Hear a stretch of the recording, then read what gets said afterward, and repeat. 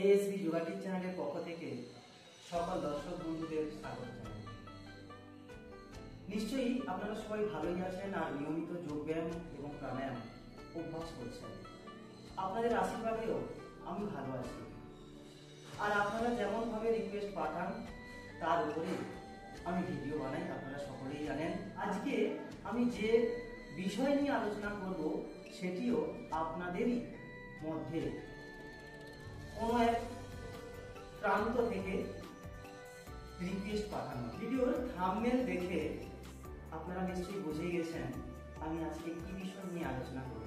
তার মধ্যে একজন আমাকে রিকোয়েস্ট পাঠিয়েছিলেন যে কোলেস্টেরল নিয়ন্ত্রণ করার জন্য আমরা কি করতে পারি, অর্থাৎ কোন ব্যায়াম করব, কোন প্রাণায়াম আছে কিনা সেই বিষয় নিয়ে যদি আলোচনা করেন তাহলে খুব ভালো হয়। সেই বিষয়ের উপরে ভিত্তি করেই আজকে আমার এই ভিডিও বানানো। আপনারা জানেন যে বর্তমানে আমাদের এই যে খাওয়া দাওয়া অতিরিক্ত মাল মশলা এই কারণেই বলছি বন্ধুরা, একটু রসিকতা করলাম। মশলা খাবারের থেকে আমার খাবার যতটা তার থেকে মশলা বেশি হলে শরীর খারাপ তো হবেই। আমাদের যে শরীরে রক্ত প্রবাহ হয়, রক্তে কোলেস্টেরলের পরিমাণ যেটা নিয়ন্ত্রণে থাকা উচিত তার থেকে যদি বেড়ে যায় তাহলেই কোলেস্টেরলের পরিমাণ বেড়ে যাওয়ার কারণে আমাদের নিয়ন্ত্রণের বাইরে চলে যায় কোলেস্টেরল। আজকে আমি যে ব্যায়াম এবং প্রাণায়াম দেখাবো কি করে আপনারা কোলেস্টেরল নিয়ন্ত্রণ করবেন তার উপরে। বন্ধুরা, শুধু সেই মানুষটির জন্য নয় যিনি আমাকে রিকোয়েস্ট পাঠিয়েছেন, এটা তাদের জন্যও যাদের বাড়িতে এই কোলেস্টেরল আছে, হাই কোলেস্টেরল। কোলেস্টেরলের জন্য শরীরে বিভিন্ন ধরনের রোগের প্রাদুর্ভাব হচ্ছে, শরীরে বিভিন্ন রকমের সমস্যা তৈরি হচ্ছে।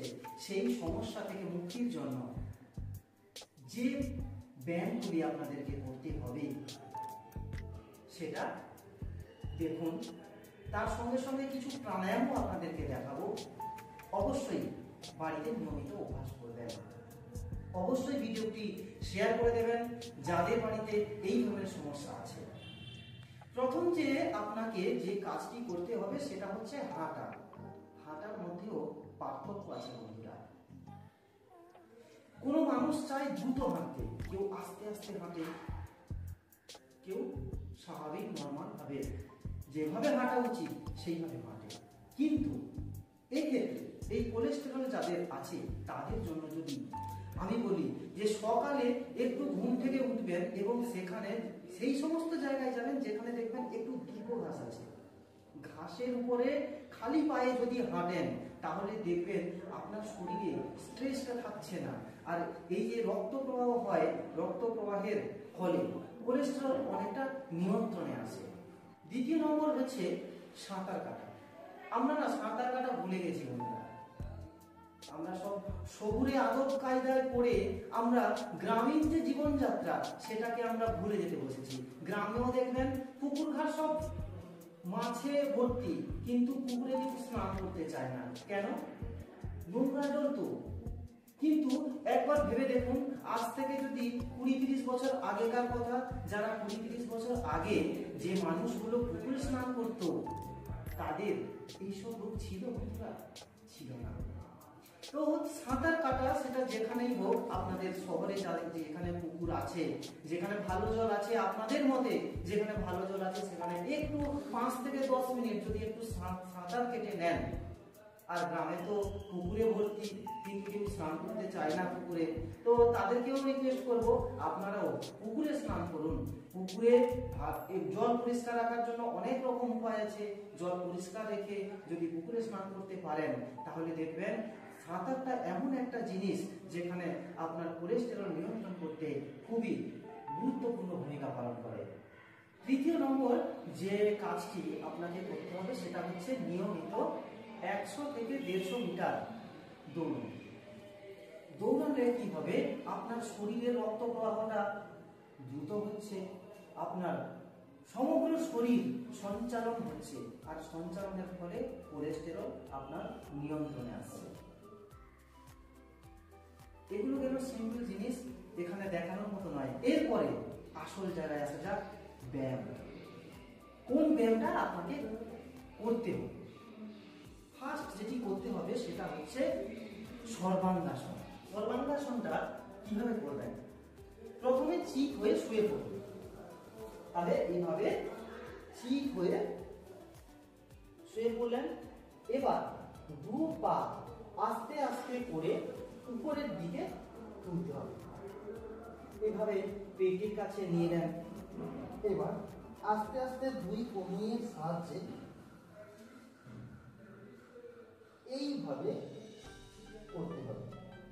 এবার যখন আপনি এইভাবে করছেন, শ্বাস প্রশ্বাস স্বাভাবিকভাবে থাকবে এবং আপনার বুক থেকে পায়ের গোড়ালি একদম স্ট্রেট থাকবে। এইভাবে আপনাকে অভ্যাস করতে হবে। এবার আস্তে আস্তে করে উঠে পড়ুন। এটা আপনাকে 20 থেকে 30 সেকেন্ড করে 4 বার অভ্যাস করতে হবে। এতে আপনার কোলেস্টেরল অনেকটাই নিয়ন্ত্রণে আসবে। দ্বিতীয় নম্বর যে ব্যায়ামটি করতে হবে সেটা হচ্ছে চক্রাসন। বুঝতেই পারছি যারা বয়স্ক মানুষ আছেন ওনাদের পক্ষে চক্রাসন করাটা সম্ভব হবে না। তাদের জন্যও একটা উপায় আছে। ফার্স্ট আমি চক্রাসনটা দেখিয়ে দিচ্ছি। তাদের জন্য যে আসনটা করতে হবে সেটাও, বা যারা চক্রাসন করতে পারবেন না তারা উষ্ট্রাসন অভ্যাস করবেন। ফার্স্ট আমি চক্রাসনটা দেখাই কিভাবে করব। এই চক্রাসন নিয়ে এর আগেও আমি ভিডিও দিয়েছি। যারা বিস্তারিতভাবে জানতে চান এবং শিখতে চান অবশ্যই ভিডিওটি দেখে নেবেন। আমি নিচের ডেসক্রিপশন বক্সে লিংকটি শেয়ার করে দিয়েছি। তাহলে চক্রাসনটা কিভাবে করবেন দেখে নিন। তাহলে এইভাবে আপনি আবার ঠিক হয়ে শুয়ে পড়ুন। এবারে দু পা এইভাবে নিতম্বের কাছাকাছি নিয়ে আসুন। হাত দুটো কাঁধের পাশে এইভাবে রাখুন। এইবার আস্তে আস্তে করে আপনি এইভাবে যতটা কাছে আসা যায় চেষ্টা করুন।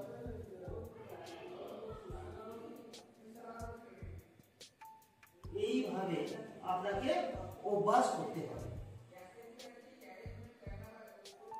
এবার আস্তে আস্তে করে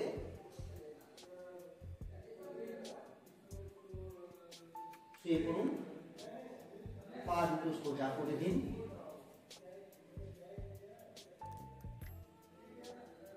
আস্তে আস্তে করে উঠে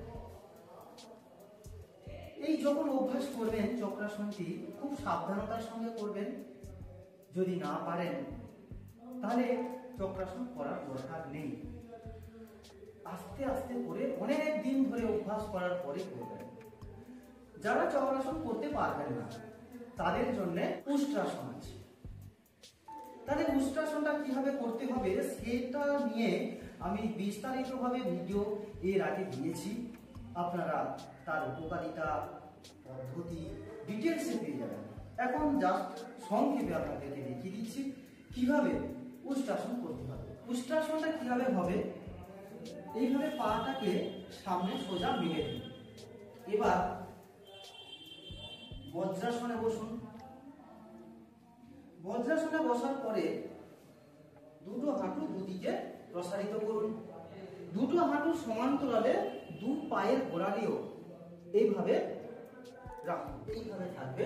এবার হাত পেছনের দিকে আস্তে আস্তে ঘোরাবেন। গোড়ালির উপরে হাতটাকে রাখবেন। একই রকম ভাবে ডান হাতটাও সেম ভাবে রাখবেন।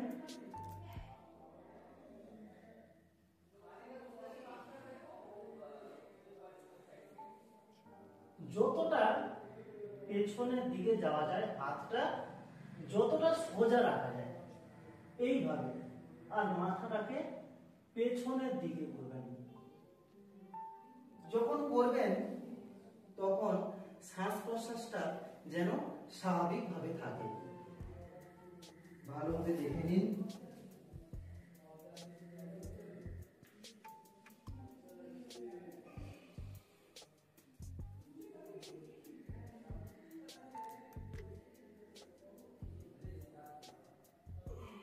এইভাবে এটাও আপনাকে 20 থেকে 30 সেকেন্ড করে মোট 3 বার করতে হবে। এরপরে যে আসনটি করতে হবে সেটা হচ্ছে ধনুরাসন। ধনুরাসন কিভাবে করতে হবে সেটাও আপনাদেরকে বিস্তারিতভাবে দেখিয়েছি। নিচের ডেসক্রিপশন বক্সে লিঙ্কটি শেয়ার করে দেবো, আপনারা দেখে নেবেন। এখন সংক্ষেপে দেখে নিন কিভাবে করতে হবে। তাহলে এতক্ষণ চিত হয়ে শুয়ে ঘুমিয়ে দুটো যোগব্যায়াম আপনাদেরকে দেখিয়েছি। এবারে আপনাকে যেটা দেখাবো সেটা হচ্ছে উপর হয়ে আপনাকে ঘুমোতে হবে। এইভাবে উপর হয়ে শুয়ে পড়ুন। এবারে পা দুটোকে এইভাবে ভাঁজ করুন, দু পায়ের পাতাটাকে এইভাবে ধরুন, মুখটাকে সামনে দিয়ে করুন। এবার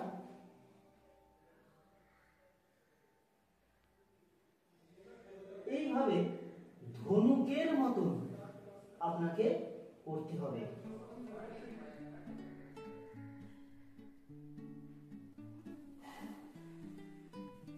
তার জন্য এই আসনের নাম ধনুরাসন।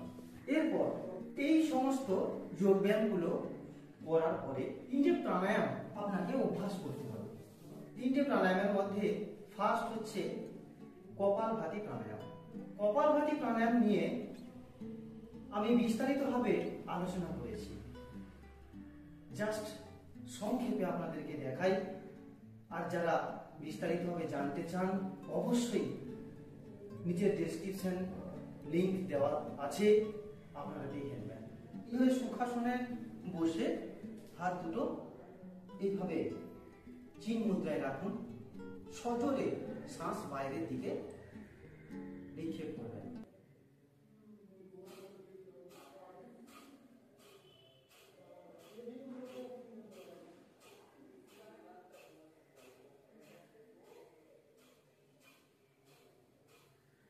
এইভাবে যতটা তাড়াতাড়ি করতে পারবেন আপনার কোলেস্টেরল ততটাই নিয়ন্ত্রণে আসবে। শ্বাসটাকে আমি কি করছি, বাইরের দিকে নিক্ষেপ করছি, যার দরুন আমার পেটটা ভেতরের দিকে চলে যাচ্ছে। এরপরে যেটা করতে হবে সেটা হচ্ছে ভস্ত্রিকা প্রাণায়াম। এই প্রাণায়াম নিয়েও আমি বিস্তারিতভাবে আপনাদেরকে বলেছি। যারা এখনো দেখেননি নিচের ডেসক্রিপশন বক্সে লিংক দেওয়া আছে, অবশ্যই দেখে নেবেন। তো ভস্ত্রিকা প্রাণায়ামটি কিভাবে হবে, ঠিক উল্টো, বাইরে শ্বাস নিক্ষেপ করছিলাম, এটা সজোরে শ্বাসটা নেবেন। এইভাবে সোজা হয়ে বসলেন, হাত দুখানি এভাবে থাকলো। এবার শ্বাসটা না দিয়ে সজোরে ভেতরে দিতে যাবেন।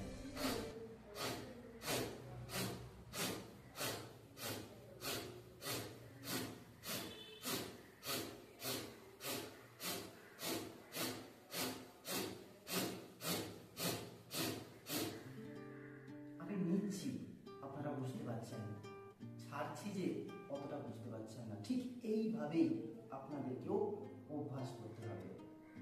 লাস্ট এবং সর্বশেষ প্রাণায়াম সেটা হচ্ছে কুম্ভক প্রাণায়াম।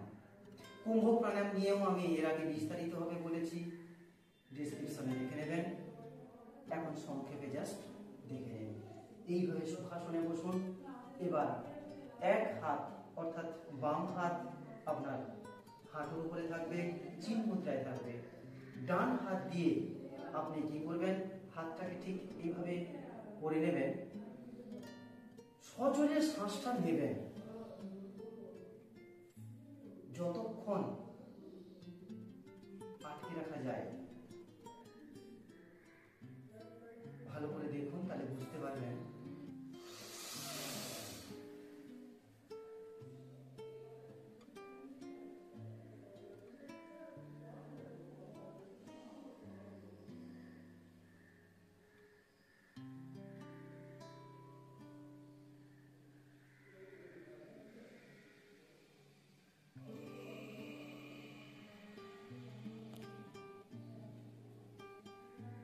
যখন শ্বাসটা সজোরে আপনার শরীরের মধ্যে নিলেন, নেওয়ার পরে আপনার মলদ্বার বা মূলাধার যেটা আমরা বলে থাকি, সেই মূলাধারটাকে ভেতরের দিকে টেনে রাখবেন। শ্বাসটাকে ততক্ষণ বন্ধ রাখবেন আপনি যতক্ষণ পারছেন, জোর করে আটকে রাখার কোনো প্রয়োজন নেই। এবার যতক্ষণ পারলেন আটকে রেখে তারপর আস্তে আস্তে করে শ্বাসটাকে ত্যাগ করলেন। এইভাবে আপনাকে অভ্যাস করতে হবে। এটা হচ্ছে আন্তঃকুম্ভক। এবারে বাহ্যিক কুম্ভক কি? বাহ্যিক কুম্ভক হচ্ছে শ্বাসটাকে যতটা ভেতরে আপনার শ্বাস আছে, যতটা কার্বন ডাই অক্সাইড আপনার শরীরের মধ্যে আছে, সেটাকে একদম বাইরে বের করে দিতে হবে। সেটা কিভাবে হবে সেটাও দেখে নিন।